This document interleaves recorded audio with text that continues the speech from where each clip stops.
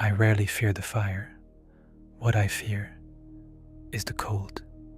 If you look at the modern condition, the malaise, the anxiety, that strange, vibrating feeling of being stuck that permeates the lives of millions right now, it does not look like a chaotic inferno. It looks like a laboratory. It is sterile. It is temperature controlled. It is safe. We have successfully engineered a life that functions like a cryochamber. We have sedated our biological imperatives with comfort. We have swaddled our psychological terrors in digital distractions. We have lowered the temperature of our existence to a manageable, lukewarm hum. We have mistaken peace for the simple absence of friction. We tell ourselves that we are stressed out, that we are burned out, that the world is too chaotic. But I want to propose a different diagnosis. You are not suffering from heat stroke. You are suffering from hypothermia of the soul. When a body enters the early stages of hypothermia, something dangerous happens. The shivering stops. The pain of the cold fades away. The mind becomes cloudy. And eventually, just before the end, the victim often feels a strange, welcoming warmth. They feel comfortable. They want to lie down in the snow and sleep. This is where we are. We are lying in the snow. The boredom you feel, that repetitive loop of days that bleed into weeks, isn't just a lack of entertainment. It is a biological signal. It is your instinct screaming that you have entered a state of stasis. And physics offers us a cruel reality check regarding stasis. Solids do not change shape. As long as the structure remains cold, it remains rigid. Ice cannot flow, it can only shatter. Iron cannot be forged until it glows white. Glass cannot be blown into a new vessel until it becomes liquid. To change the form of anything, metal, glass, or the human psyche, you must introduce heat. You must destabilize the molecular bonds that hold the current shape together. And yet, we are terrified of the heat. We spend our entire lives trying to lower the temperature. We avoid the difficult conversation. We quit the job the moment it becomes challenging. We sedate the sadness the moment it arrives. We treat suffering, intensity, and destruction as errors in the system, rather than the fuel of the system. So the question I want to ask you today is not, why does it hurt? The question is, do we have to burn? The answer, written in our biology, in our mythology, and in the deepest recesses of our psychology, is terrifyingly simple. Yes. If you want to move, if you want to become, you must burn. Nature, in its brutal intelligence, understands this better than we do. We often project our human weakness onto nature, assuming that biology always seeks safety. It does not. Biology seeks propagation. Biology seeks the future. And often the future requires the destruction of the present. Consider the jack pine or the giant sequoia. These are ancient organisms that possess what botanists call serotinous cones. These cones are the vaults of the future. They hold the seeds of the next generation, the potential for new life, new forests, new expansion. But these seeds are locked away. The cone is sealed shut by a thick, hard, hermetic resin. This resin is incredibly durable. It is designed to withstand the elements. A serotinous cone can hang on a branch for 10, 20, even 50 years. It is perfectly preserved. It is perfectly safe. It is protected from the wind, the rain, and the decay of time. But as long as it is protected, it is sterile. The seed cannot get out. The potential remains locked in a coffin of safety. There is only one thing in the natural world that can melt this specific resin: fire. It requires the catastrophe of a forest fire, temperatures exceeding 50 degrees Celsius, to melt the wax. The tree has to wait for the world to burn. Only when the environment is engulfed in flames does the cone open. Only in the wake of destruction is the seed released into the ash, which, ironically, is the most fertile soil possible, cleared of competition, rich in nitrogen. You are a serotinous organism. I want you to think about your own potential right now. Not your career skills, but your actual potential. Your capacity for depth, your capacity for resilience, your ability to love deeply, to create art, to lead others. There are parts of your character that are sealed behind a layer of resin. This resin is made of your social conditioning. It is made of your fear of judgment. It is made of your addiction to comfort and your desperate need to be liked. You have spent years adding layers to this resin to protect yourself. You can go to therapy for 10 years. You can read every self-help book on the bestseller list. You can meditate in a quiet room with incense burning. But those things often only polish the resin. They make the prison prettier. They do not melt it. It often takes a crisis to generate the psychic heat required to melt the seal. A breakup that shatters your heart. A financial collapse that threatens your survival. A public humiliation that destroys your ego. We often look at people who are going through hell and we pity them. We say, "Oh, what a tragedy." But biologically we are witnessing the opening of the cone. The pain is not the tragedy, the pain is the mechanism of release. The true tragedy would be for the forest to remain green, safe, and static forever, meaning the seeds eventually die inside their casing, having never touched the earth. If you are going through a fire right now, do not try to put it out. Look for the seeds. We can take this metaphor from the forest and bring it into the bloodstream. We can look at the mechanism of the fever. In our modern, sanitized world, we view fever as a symptom to be suppressed. We feel our temperature rise, we feel the ache in our bones, and we immediately reach for the antipyretics. We take the aspirin, we take the ibuprofen. We want to bring the temperature down to normal. But biologically, the fever is not the sickness. The fever is the cure. When a pathogen invades your body, a virus, a bacteria, your hypothalamus raises your internal thermostat. It induces a state of pyrexia. Why? Because the invader is fragile. The virus cannot survive the heat. Your body literally decides to cook itself, to endure a state of systemic misery and inflammation, because it knows that the self can survive the fire, but the invader cannot. Now apply this to the mind. What we call a midlife crisis, or a dark night of the soul, or even those long periods of deep, unexplained depression, can often be viewed as a psychic fever.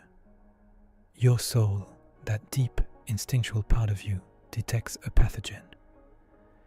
Maybe the pathogen is a career path that violates your fundamental values. Maybe it is a relationship that is draining your life force, turning you into a shell of yourself. Maybe it is a persona, a mask you built to please your parents or your peers, which has now grown into a parasite that is eating the host. Your psyche knows this foreign agent is killing you. So, it strikes a match. It raises the temperature. You start to feel restless, then anxious, then miserable. You lose interest in the things that used to distract you. You can't sleep. You feel a burning dissatisfaction with everything. This is necessary. Your soul is trying to make the internal environment uninhabitable for the lie you are living. It is trying to burn off the parasite. But what do?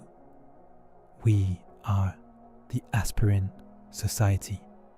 We feel the heat rising and we panic. We treat the dissatisfaction as the problem. We drink, we scroll, we binge watch. We seek external validation. We do everything possible to bring the fever down. We cool ourselves off. And in doing so, we save the parasite.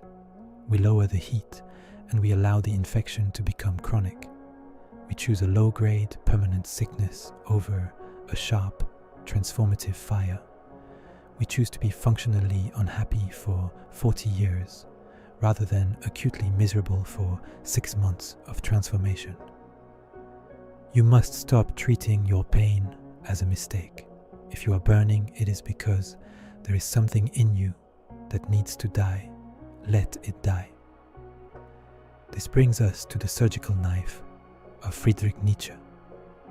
No philosopher understood the necessity of self-destruction quite like him. In Beyond Good and Evil, he offers a passage that should be etched above the door of every mind seeking growth.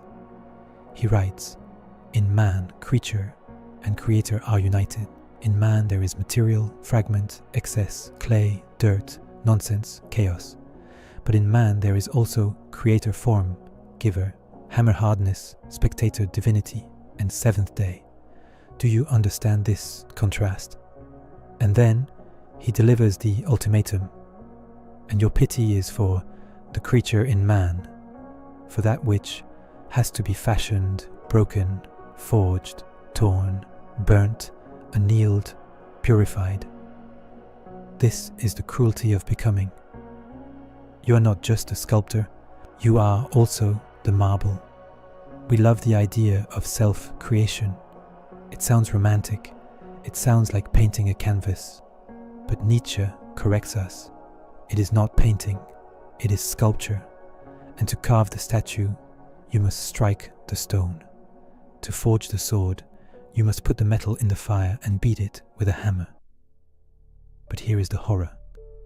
Since you are both the smith and the iron, the hammer blows fall on you. The fire burns you. This duality, the creator versus the creature, is the central conflict of your life. The creature in you is the biological animal. It wants safety. It wants pleasure. It wants to stay in bed. It wants to be told that it is perfect just the way it is. It screams when the heat rises. It begs for the process to stop. It says, "Why are we doing this? We were fine before. We were safe." And the creator in you must have the ruthlessness to answer, "We were not fine. We were just unformed." The problem with modern self-love, the way it is sold to us on social media, is that it is entirely focused on coddling the creature. It wants to protect the clay from the hands of the sculptor. It tells you to accept your flaws, to celebrate your mediocrity, to avoid anything that feels like pressure. This is a lie. You are not perfect. You are raw material. You are full of excess, clay, dirt, and nonsense. To burn is to allow the creator aspect of your psyche to wage a holy war against the creature aspect. It is to look at your own laziness, your own arrogance, your own pettiness, and say, "This is flammable. Let us light it." If you love yourself, truly love yourself, you will not spare yourself the fire. You will not save the rough stone. You will save the statue hidden inside it. There is a state worse than burning. There is a fate worse than being turned to ash. It is the fate of the lukewarm.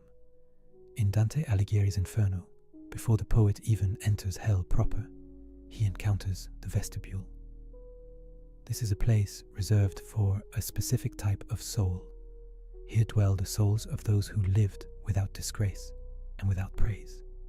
These are the fence sitters, the ones who never took a side, the ones who never committed to a cause, who never burned with passion for good or for evil.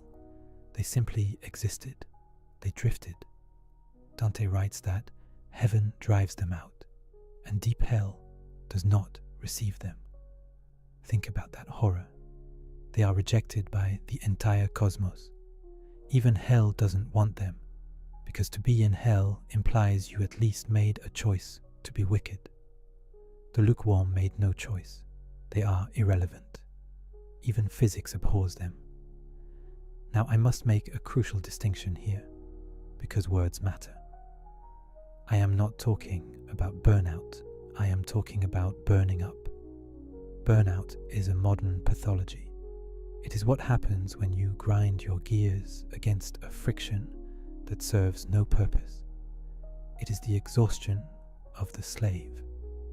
It is the heat generated by a machine running without oil, doing work it was not designed to do. Burnout leaves you hollow. It leaves you resentful. It is a waste of heat. Burning up is different. This is the exhaustion of the fuel. This is the candle consuming itself to create light. This is the athlete collapsing at the finish line. This is the writer emptying their soul onto the page. This is the lover destroying their ego to merge with another. Society wants you to burn out, to use your heat to turn the gears of an economy that does not care about you. But society is terrified of you burning up, because a person who is on fire with their own purpose, who is willing to endure the pain of transformation, is uncontrollable. You cannot sell distraction to a man who is focused. You cannot sell a blanket to a man who is standing in a bonfire. Do not let them cool you down. Do not let them turn you into the lukewarm. Better to burn out in a blaze of attempt than to rot in the vestibule of hesitation. In the old traditions of alchemy, the first stage of the magnum opus, the great work of creating the philosopher's stone, was called nigredo, or the blackening. It involved putrefaction and calcination. It meant taking the material and burning it until it was reduced to black ash. Why ash? Why was destruction the first step to gold? Because ash is incorruptible. Fire consumes everything that can be consumed.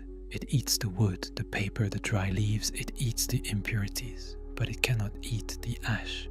The ash is what remains after the destruction is finished. It is the essence. It is the core truth of the material. When you are going through a period of intense suffering, you are in the stage of calcination. The fire is eating your vanity. It is eating your naivety. It is eating your dependence on other people's opinions. It feels like you are dying, because parts of you are dying, but you have to let them die. The mistake we make is trying to save the furniture while the house is burning. We try to cling to our old self-image while undergoing a transformation that requires its death. You must let it burn. You must sit in the center of the room and watch the walls of your ego turn to black powder, because what you will find when the smoke clears is something small, hard, and incredibly dense, a nugget of gold in the ash. That is the part of you that is fireproof. That is your character. That is the only thing you get to keep when you leave this world. So, do we have to burn? If you are content with remaining a seed in a sealed cone, hanging safely on a branch while the seasons pass you by, then no. You can stay cold. You can stay safe. You can decay slowly over decades without ever risking the flames. But if you want to see what is inside the seed, if you want to know what you actually are, then you must stop looking for the water. You must stop praying for the temperature to drop. You must walk into the fire. You must welcome the fever. You must look at the creature in the mirror with all its fear and its hesitation, and you must love it enough to destroy it. You have to move. You have to burn. See you in the next video.